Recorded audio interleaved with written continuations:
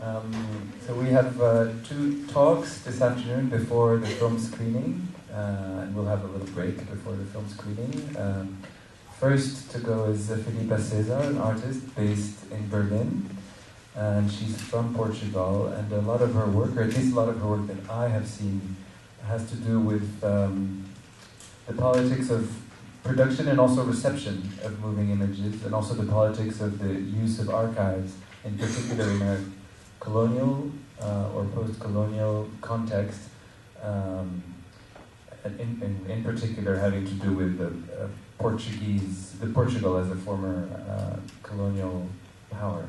And I perhaps shouldn't say much more. She will talk about a project that she is working on right now, which is called Mind Soil. Omar, thank you, Bassam, for having me here. Yes, I'm trying to find my place in this section, like this.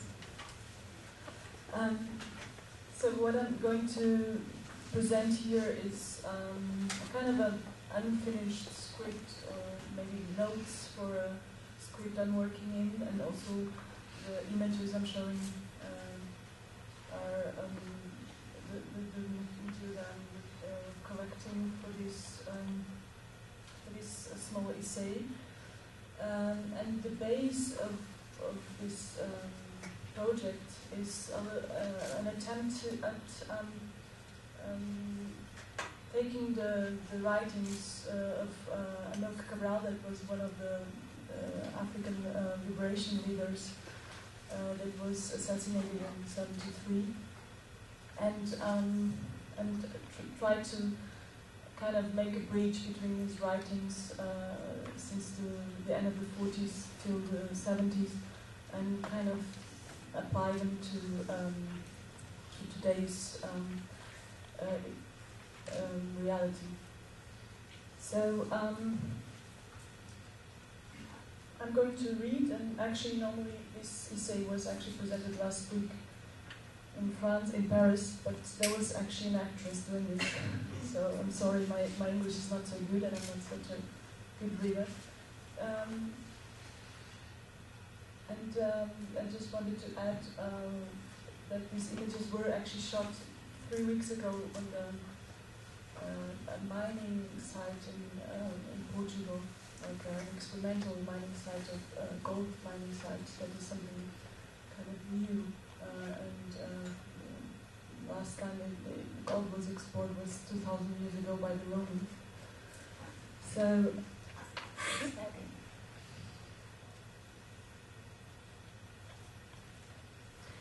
since the swearing in June 2011, the Portuguese Social Democrat crisis government signed 95 contracts with foreign companies for the prospection and exploration of metallic minerals in Portugal.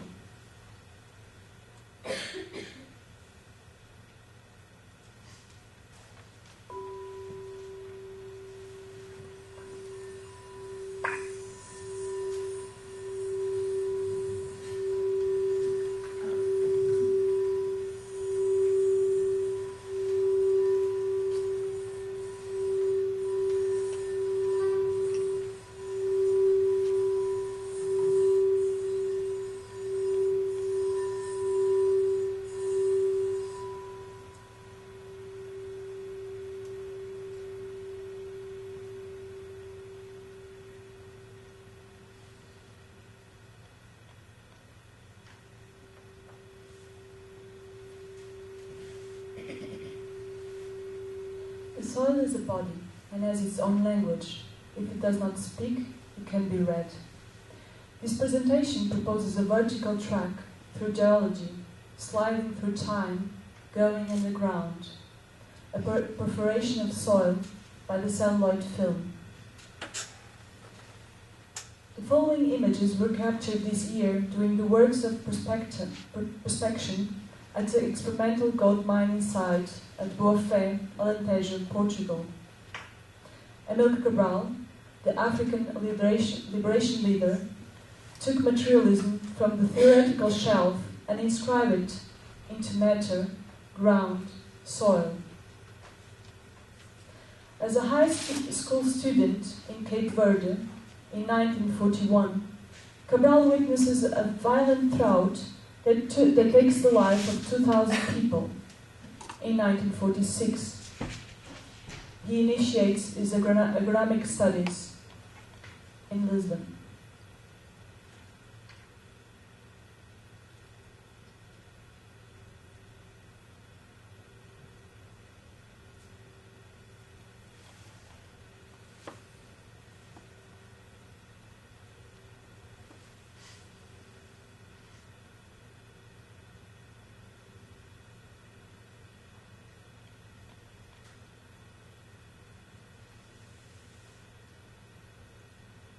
Agronomy, the application of a combination of science like biology, chemistry, economics, ecology, earth sciences, and genetics, with the aim of producing and using plants for food, fuel, fiber, and reclamation. In 1949, referring to the soil of Alentejo, Portugal, Cabral. Segundo ele, sob o ponto de vista químico, o solo é um laboratório onde se verificam as mais diversas reações químicas. E já do ponto de vista geológico, Declan define que o solo é uma condição patológica da rocha. But the definition of soil that most interested Cabral was by Vassili Dukushayev. O solo é um corpo natural, independente e histórico.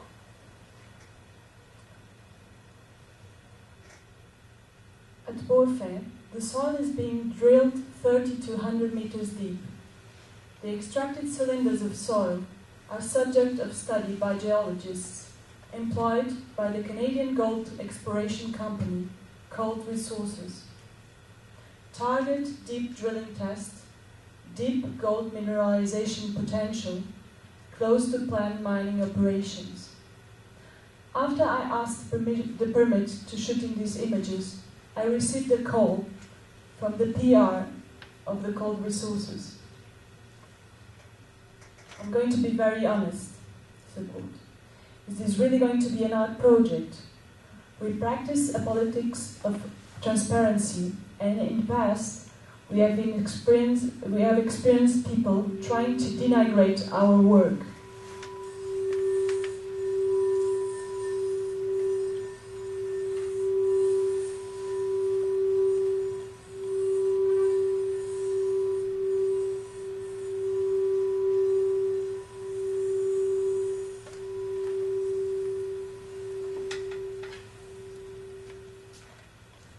The word denigrate started to decompose in my mind. Denigrate, denigro, make dark, to blacken. Within its politics of transparency, the website of Gold Resources, reporting on Portugal's gold mining activities, is written exclusively in English. The mining of mineral resources in Portugal was initially carried out by the Phoenicians, but was intensively developed by the Romans, so the country has a long tradition in mining, and also in German. Sie wurden bereits von den Phönizien begründet und den Römern perfektioniert. Half a century ago, the Guinean agronomist Cabral was studying the same area in Portugal, searching in history for the causes of erosion of the soil of Alentejo.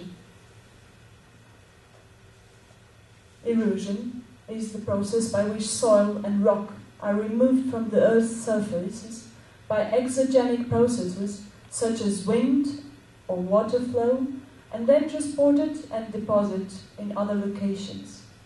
Man can change the courses of these processes.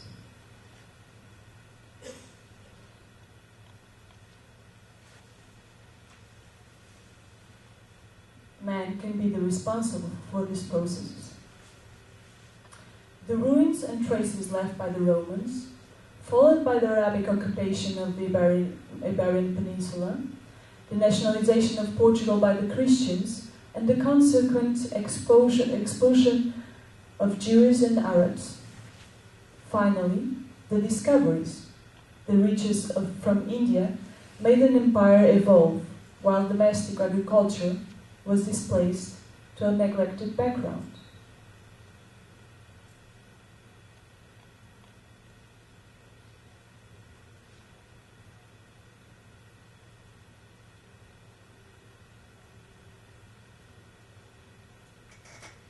Figure 27. It was a field, destroyed vegetation, destroyed soil, original matter, destroyed. Open wound on Earth's body, on the social body, the economical structure that produces this work. Cabral tells the geology, through the layers of soil, the sediments of the past, back to surface, a materialistic gesture.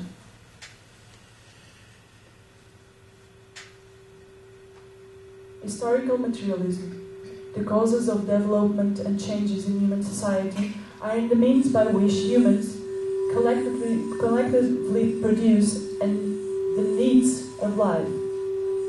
The economy is founded and reflected in the relationship between social classes, political structures, and ways of thinking in society.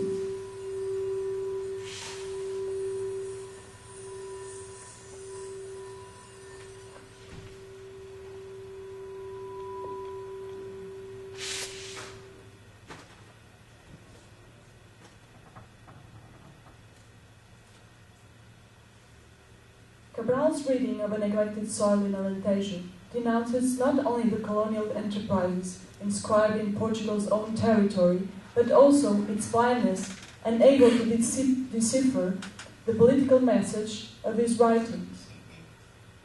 In 1952, just after his agronomic work on the soil of Alentejo, Cabral is invited to work for the Overseas Ministry to engage on a study about the state of affairs of farming practices in Portuguese African colonies. During almost a decade, until 1961, Cabral operated both officially as an agronomist on behalf of the Overseas Ministry and subversively as a political activist.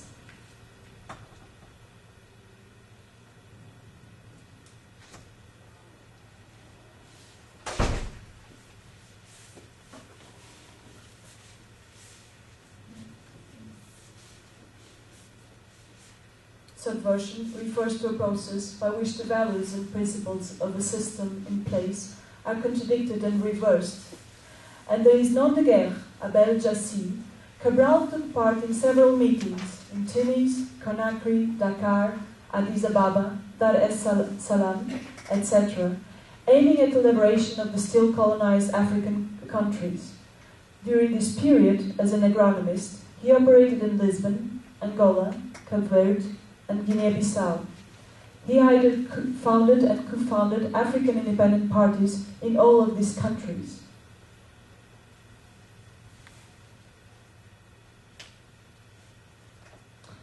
After 1961, Cabral goes underground in Portugal to emerge in Africa as a liberation leader.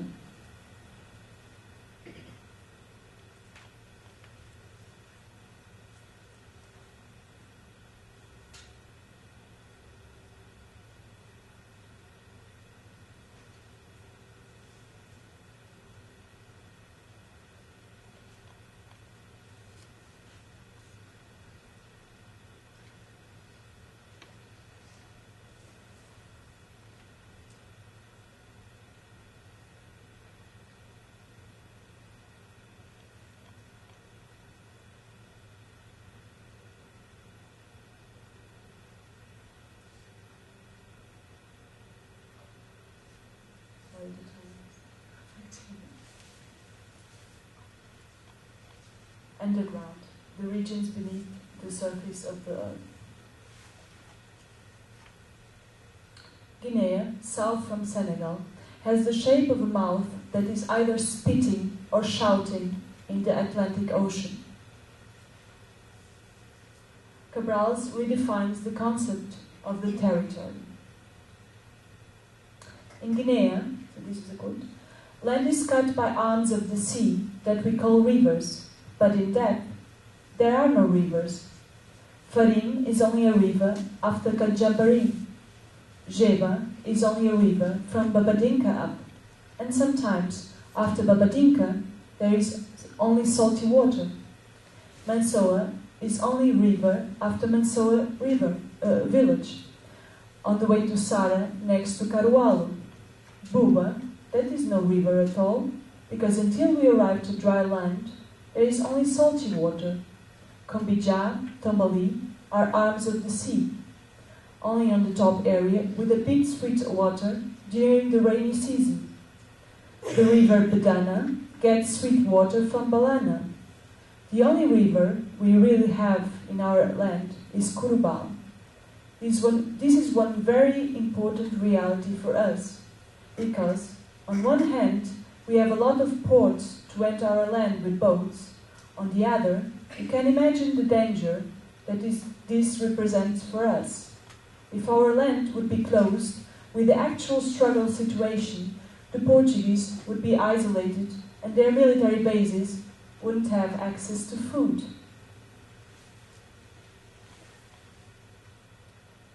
The penetration of what comes from the sea into land.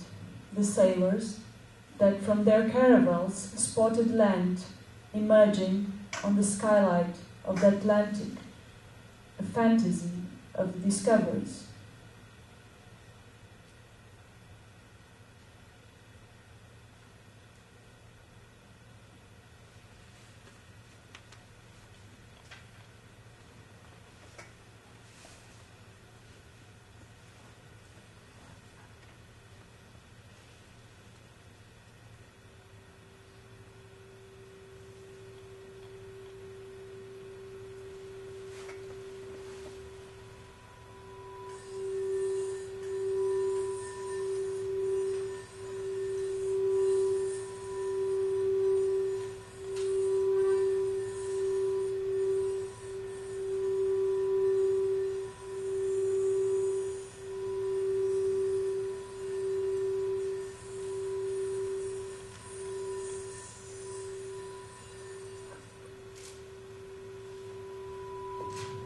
Cabral was aware of an equal weight in the struggle of both the efficiency of Atlantic operation and its symbolic meaning.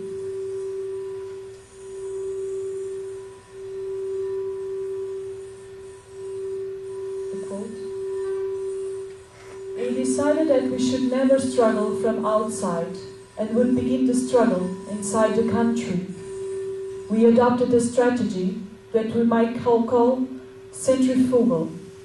We started the armed struggle in the center and moved towards the periphery of our country. This came as the big surprise to the Portuguese, who had stationed their troops on the Guinea and Senegal borders on the supposition that we were going to invade our own country.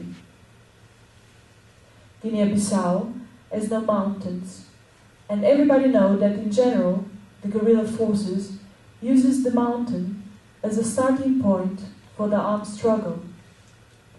We had to convert our people themselves in the mountain needed for the fight in our country.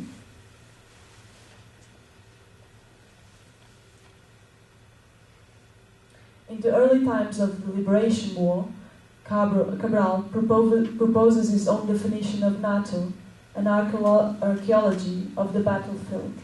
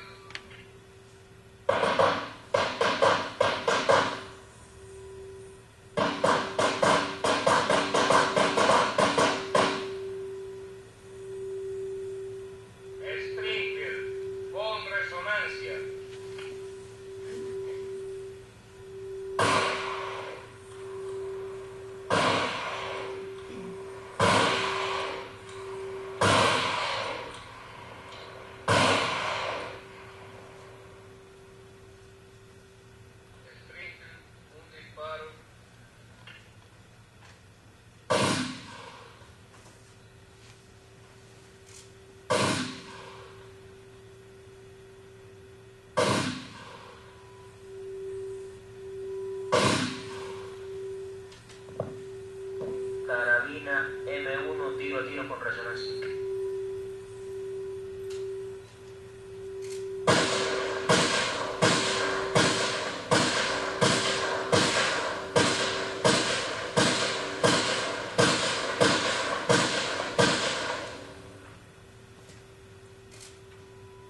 Fusil AK.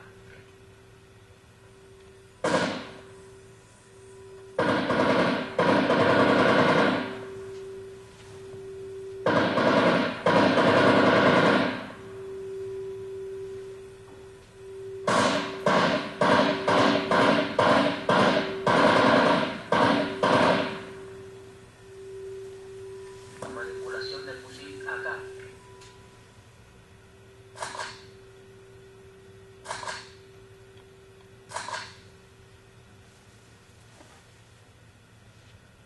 In the early times of the Liberation War, Cabral proposes his own definition of NATO, an archaeology of the battlefield. Quote, everybody knows that Portugal, the Portuguese government, if it could not count on the assistance of its NATO allies, it would not be able to carry on fighting against us. But we must state clearly what NATO means. Yes, we know, NATO is a military bloc which defends the interests of the West, of Western civilization. That is not what we wish to discuss. NATO is a group of concrete countries, concrete governments and states. NATO is the USA. We have captured in our country many US weapons. NATO is the Federal Republic of Germany. We have a lot of Mauser rifles taken from the Portuguese soldiers. NATO, for the time being at least, is France. In our country, there are Alouette helicopters. NATO is, to a certain extent, the government of that heroic people, which has given so many examples of love, of freedom, the Italian people. Yes, we have captured from the Portuguese machine guns and grenades made in Italy.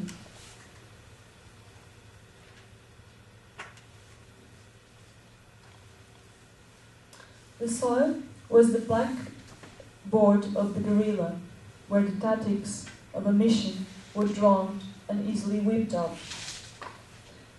The geometry of mined ground, the relational position of one engine towards another.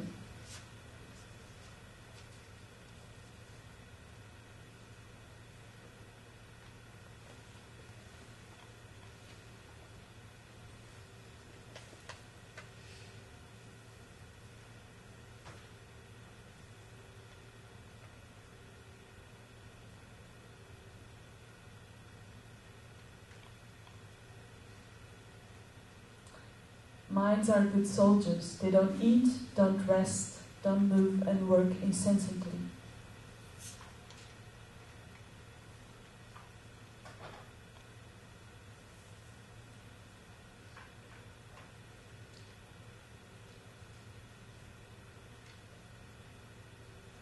The past is only relevant as an instrument to act on the present. The crisis of the poor countries in Europe can find echo in what Kwame Nkrumah in 1965 coined as neocolonialism. Quote, the foreign capital is used for the exploitation rather than for the development of the less developed parts of the world. Investment under neocolonialism increases rather than decreases the gap between rich and poor. In the newspaper of November 7th, 2013, in Portuguese Público, we could read, the Portuguese billionaires are more and more richer, despite the crisis that plagues the country.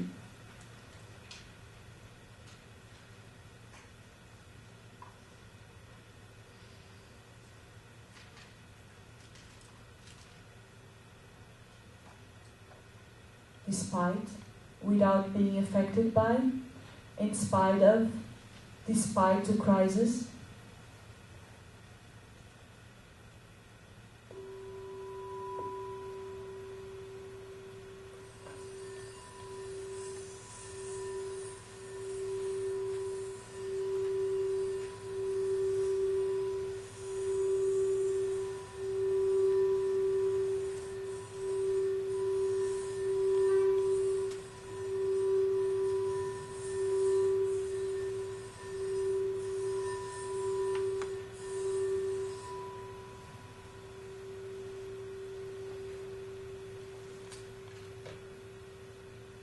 In ancient Roman mythology, Janus is the god of beginnings and transitions, the gates of doors, passages, endings, and time. He is usually depicted as having two faces, since he looks to the future and to the past. Crisis is one of the sides of a neoliberal Janus, the other side is benefit. The alienation provoked by the death on the indebted man is deeper as that one once provoked by industrialization on the workers. A Canadian mining company operating in Portugal is secured by a solid juridical firewall. The area of the gold mine of Boafé in Alentejo belongs to the site of community importance called the Program Natura 2000, a centerpiece of European Union nature and biodiversity policy.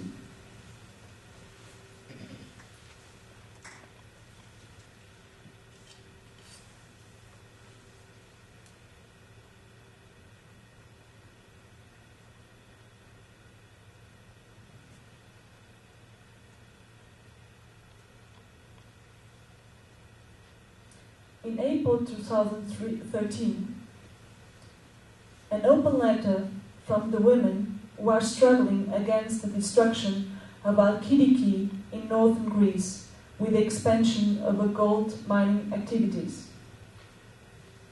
Quote, "We are the great-grandmothers who experienced the occupation during World War II and decided never again fascism. We are the grandmothers who experienced civil war and declared never again war.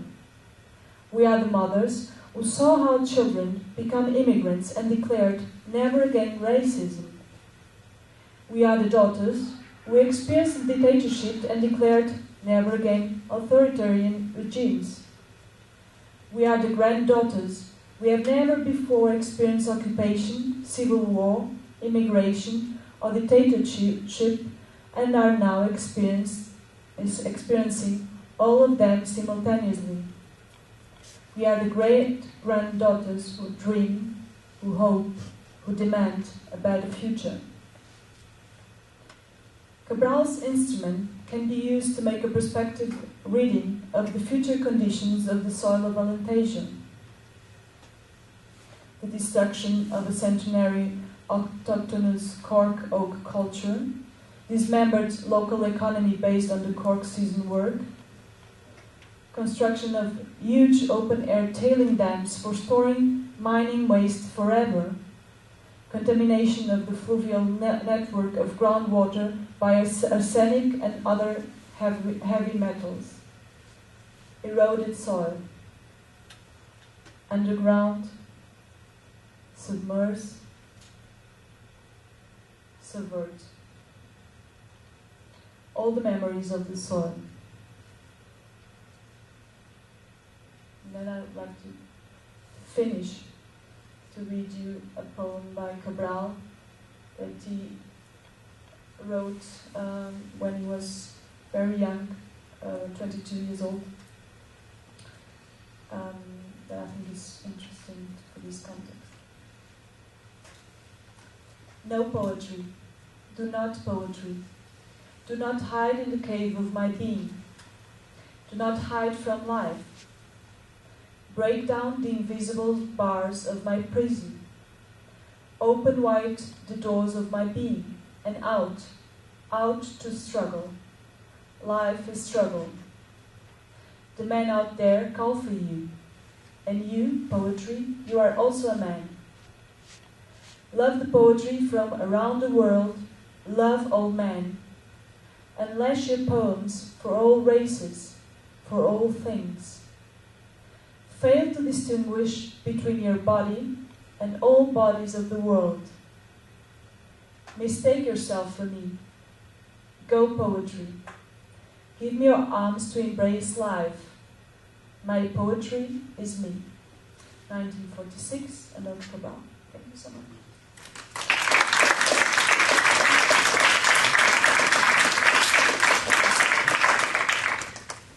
Sorry that I didn't train this, not even once.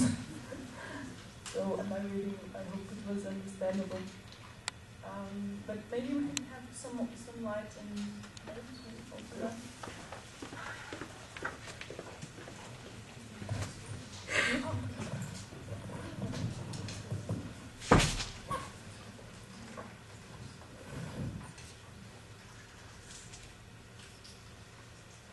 Anybody have a first question?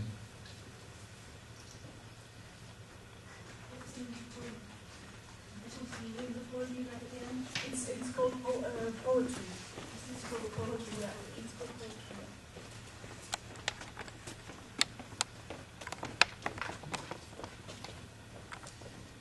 No questions. So, There's a question. okay. You mentioned that this is work in progress, Yeah. and it currently takes more of a performance, so I say. I mean, what way do you envisage the work developing? I mean, I wrote the text. I mean, I wrote the notes last week. It was all very much like in the last minute. It was things that were going in my head, and also with this idea of getting a kind of a contra reading of history, you know, from another side. And I think that's a little bit my proposal, based on this archive that we found in Guinea 3 years ago, and kind of how to activate it and kind of rethink history from other perspectives. And one of the things that were very interesting for me in this context was to find actually the book appears on the ones on the floor. It is a very thick book of all the agronomic studies of Cabral. That it's not translated into English, or it's only Portuguese, so people it hasn't been studied. Just to I'm jumping actually and giving another answer, but for me, since this was like, I mean, this was it's like a pool of material that I have, and I found out about this situation that is just very present in August, and only 3 weeks ago we got the permit to go there and to film this gold mining site that is starting just now.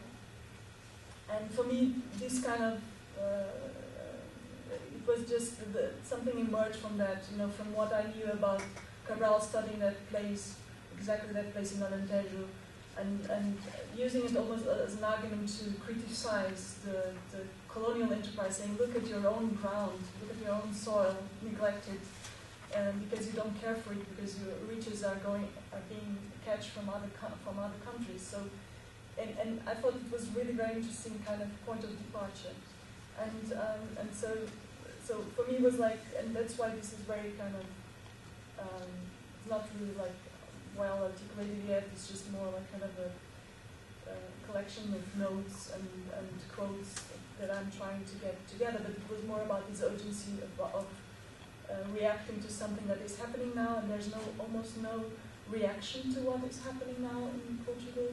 There is something that is happening earlier that started already, the same process in Greece, and there is now a kind of a reaction to it, but they are already exploring, so it's more advanced stage.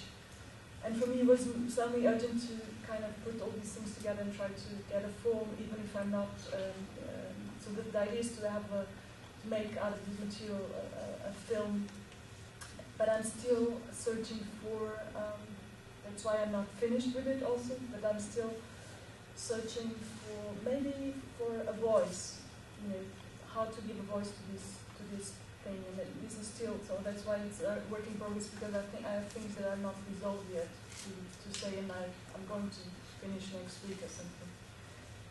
And I think this is going back and forth. So the film that's here isn't necessarily something which has to be really added to in terms of a voiceover. There's a whole other. I think it's going to be a voiceover, but maybe it's not only a voiceover, but maybe there's a voice that is going to enter. I mean, I quoted the idea of the microphone. That is a quotation by a film by Anna Lindh Foundation, Whole Memories of the World, to les mémoires du monde. Because it was also like, I was very interested about the way he actually slides a microphone inside of the archive of the library. just to make this place speak, or at least to command. So I think that was actually the way I think I'm going to introduce the voice actually through that mic. Still, that is my. But I'm still searching for. That's why I questioned Lawrence before, because I'm very interested about who speaks and who is the voice that we are giving to the images. And this is an issue that I've been exploring, and that's often. And I'm like I'm questioning. I mean, I'm very interested about essay film, but I'm questioning about this idea of a voice that comes from somewhere that you don't know where, that you cannot personify. So it's like the fact that I'm not done is also first because I started also just to finish it, to shoot 3 weeks ago, and then the text I wrote last week, so everything is just very fresh. It's not that the ideas are fresh, but I have a kind of concentration and searching for an image, and so I think at least it's close to something that is going to be finished, but I'm still searching. And I think this kind of these moments of this conference, I think for me, I'm trying to use it also an instrument for me to use it to make the film, like, so I can test, I can talk with people, I can get resonances and open up a discussion. So I'm kind of using these moments to reflect about what I'm doing.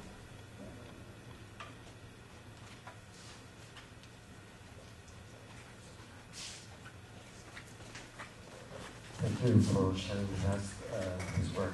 Very great. The risk of oversimplifying what I have just watched, it seems to me that there is like dialectics between the impossible alliance with the natural resources, which is the way most liberation movements usually work, because they were originally from the place and they knew the geography, so you could move swiftly around. So there is this kind of implicit alliance with the natural resources. And then on the other hand, I mean, you're rebuilding this new, or this return of a extractionist modernity, which is kind of a new brutality, new form of violence. And that indeed you're living in the southern countries, because I mean, when you don't have nothing else to sell, I mean, you sell the soil, you sell the place. But, and then you've been discussing about this kind of search for a voice. For me, it seems very clear that the voice is the voice of this earth, of this soil. Of course, this is a very kind of naive way of putting it, because I mean, how do you really give voice to a geological matter, you know? And it seems that this mic, which is kind of about to fall, I mean, the moment it will hit the ground, I mean, there you will have the voice. But just to say that it seems to me like a really beautiful problem to be confronted with, and that, you know, I mean, I agree with that the ingredients are already there, and it is true. I mean, it's like when Bruno Latour, he say, okay, let's have the parliament of nature, and then people wonder, how are we going to see the stone, the tree on a parliament, you know, on a bench, and how are they going to speak these different entities together? How can we imagine like a common language? You know? So, well, it was more of a comment than a question. But yeah, I mean, the issue of the voice, I agree with it, it's central. But it's interesting what you say, because for me there was also an ethical issue. I mean, I'm permanently questioning ethically how we use images, and the idea, for me, I had this vision when I visited this place and I saw how they were treating the soil, and they are reading it.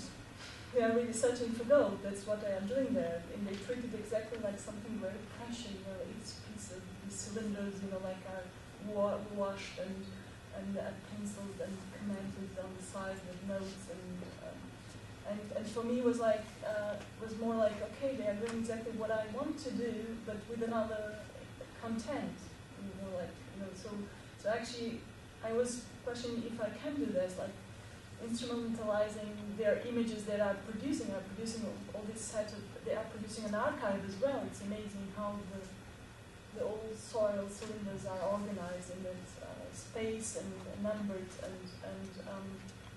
and that was for me this kind of, that's why I commend this kind of subversive site of Cabral, where he was actually 10 years almost working for the overseas minister, for the colonial enterprise as an agronomist, using the way that he could actually move freely and throughout Africa, and actually have another name and operate as well as an activist. So I was trying to do that kind of gesture. How can I actually pick up something that is being produced, these images, this kind of installation, and this kind of archive is being produced by these people, and how can I give it another text? So that was a little bit the idea. What is also complicated, it's also questionable.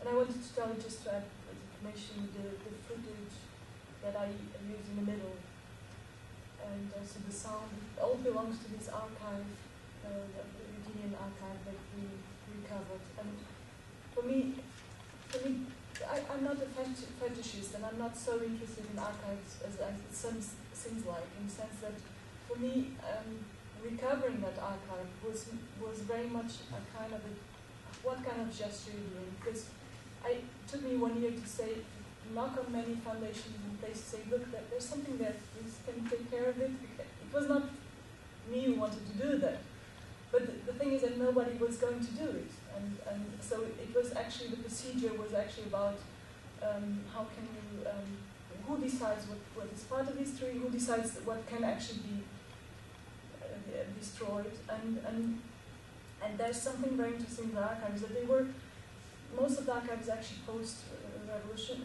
post-independence, just after, and there's a small part that is actually during the war.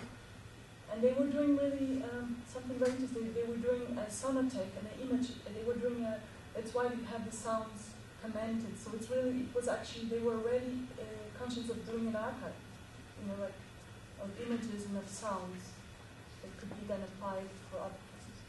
So, yeah, I think that's what I want to say.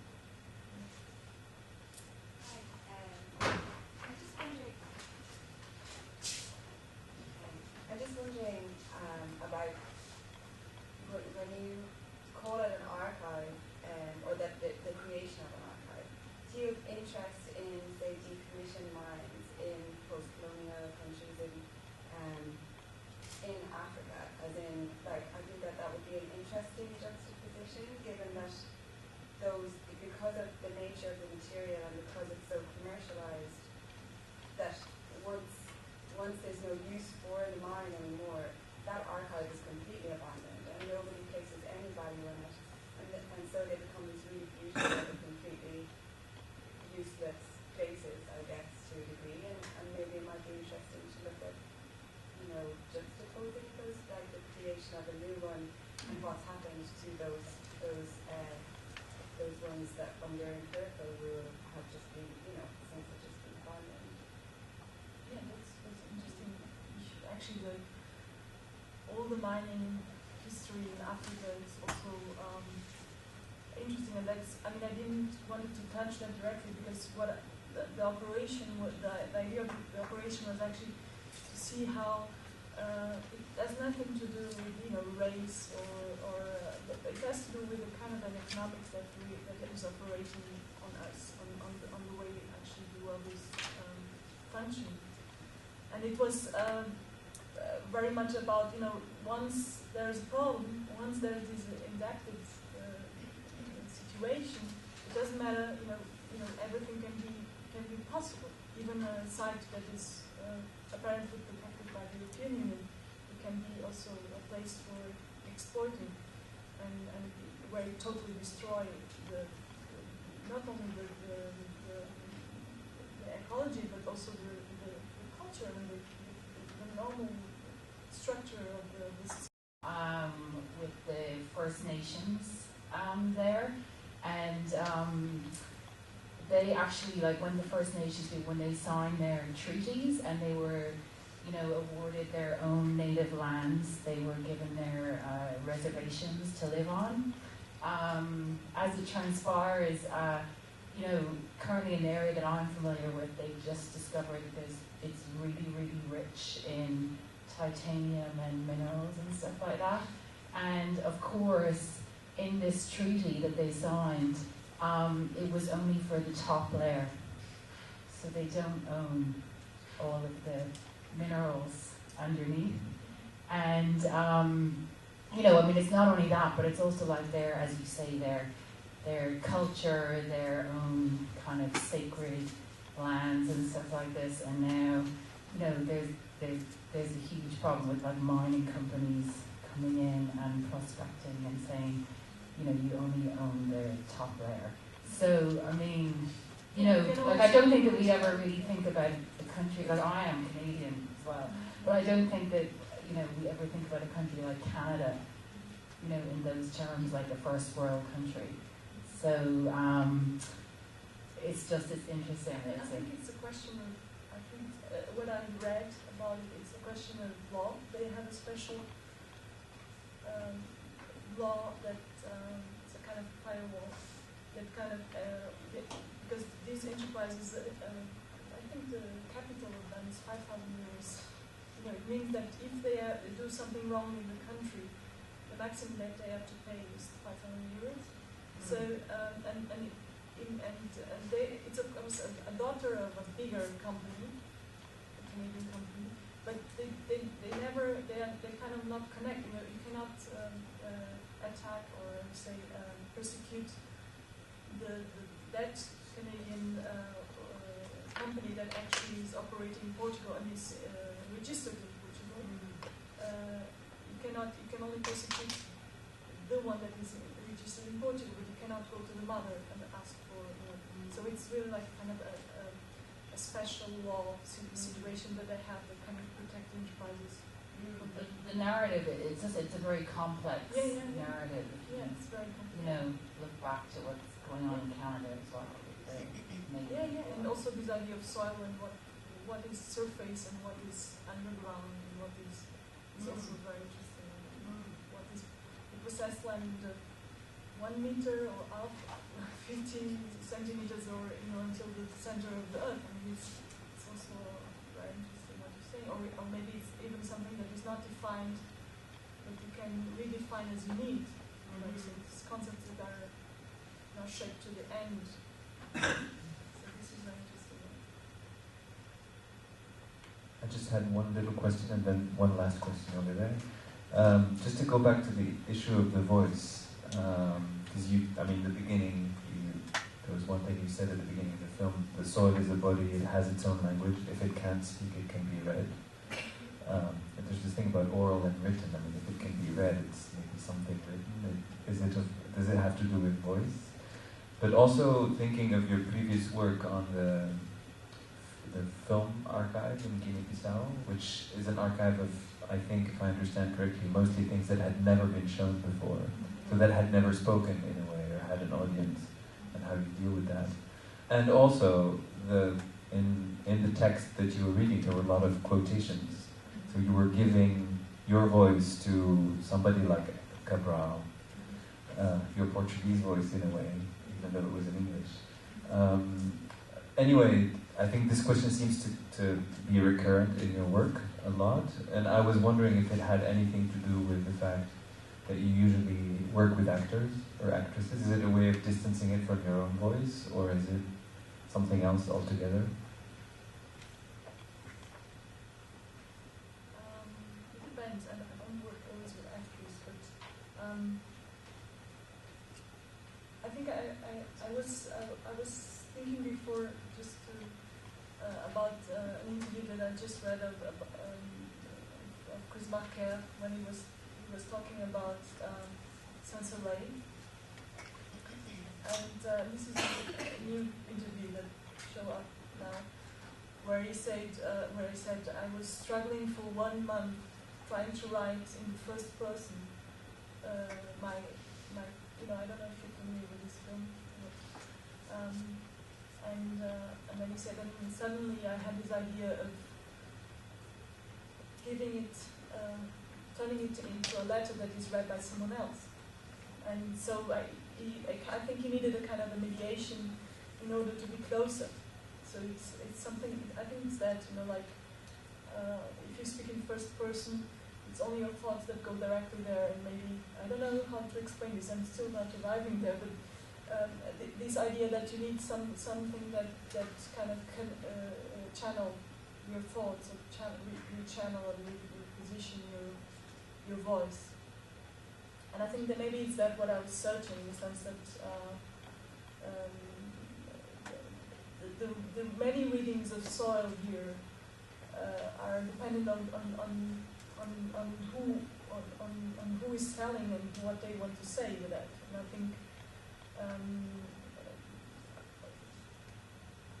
I think when, for example,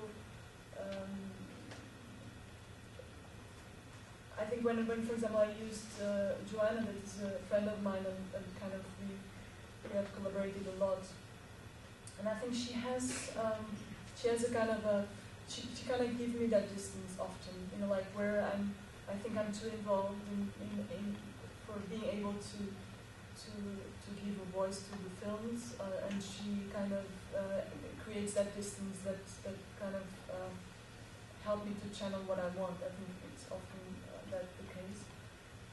And in this sense, but there's one thing you said that I think it's very important, is the question of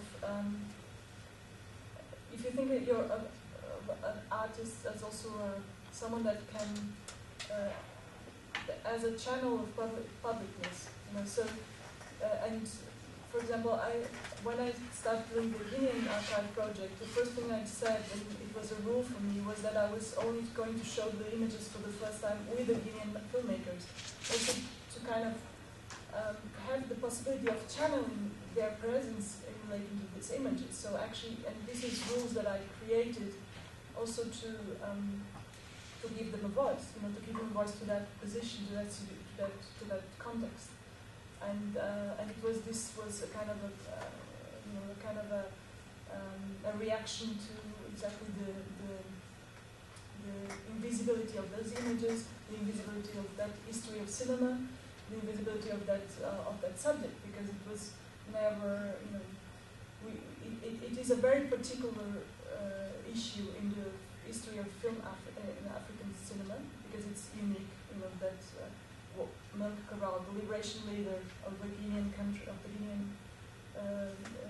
liberation movement, decided to send 4 people to be trained in cinema in 68, so in 67 actually. So it's very early, and it's really and they go to Cuba to be trained in cinema, and this is unique, because normally there were European, in other African countries there were European filmmakers that went, Jean Rouge, Godard, that went to teach cinema in African countries, and this was unique, and it was a history that was not told, and it's again that thing, it's again who makes the histories and who makes this material visible, and who decides that it's going to be part of the narrative. And so this question of voice and give voice and channel voice is very, very essential in my work. I just a couple of contextual questions, I guess, about the region where the prospective mining is happening. It's a rural area or an area of post-industrialization. It's just to ask you to talk a little bit about the region. And then the other thing was, you were talking about the European Union and their connectivity to the site, and this idea that they were talking about it as an area of protection to some degree. So it's just to elaborate a little about that. I mean, it's very interesting, because Alentejo is if you see Lisbon, so it's the old part that goes to the south. If you cut from Lisbon, Alentejo comes from actually the Arabic al, that is, and you can help me, but Tejo is the name of the river, so it's south from Tejo. So everything that is south from Tejo, so you have Portugal like a thumb form, and Lisbon is in the middle, and everything is south. So it's the biggest area in Portugal, biggest region, and it's the poorest region, and it's basically rural. region, and it's the only, and it's very communist. It's very interesting because it was since the revolution time, since 1974. I mean, these were the rural people. These were people that were very much connected with field work, and they were the first. They were the ones that suffered the most. It was very poor, so they kind of very early got organized, and they made the first struggles, for example, against the dictatorship that we had 50 years. So it was a very politicized place, and where until today the governments of the small towns are actually still coming, like 50% are communists. And it's a history of communism that is very different to the one that we know from the center of Europe. You know, it's a history of communism that comes from the 70s, and from the 68, 70s, and it kind of didn't really experience the East Bloc in a way as a practice. So it kind of stayed in a kind of theoretical and very small context. So it's a very there's a lot of cooperatives organize themselves, so that's an issue there. And then this part, exactly this place where they are doing this, they are doing the inspections all over the country actually, but they are very advanced in this place. And here it's a protected area. There is really a kind of it is in the list of this Natura Program 2000 from the European Union, and but it's not even a subject today now. So this is happening because the government gave the permission for this. I don't know if it goes to the end. I hope not, and there is some people moving about it, but there are very little. There's very little resistance towards the mining. So the idea is to start in 2015 with this digging. So this is, and I mean, the proportions of it are amazing. We have of destruction and also what the problem is that Portugal is in such a crisis situation that the population there are like happy with the idea of having a job, working in the mines. So that's the problem also. What is actually a totally cruel almost situation, because what you are going to give them is like 3 to 5 years work, and then you're going to go away. They will go away with the gold and leave catastrophe behind. So basically, it's that a little bit of the situation. Just to give you context.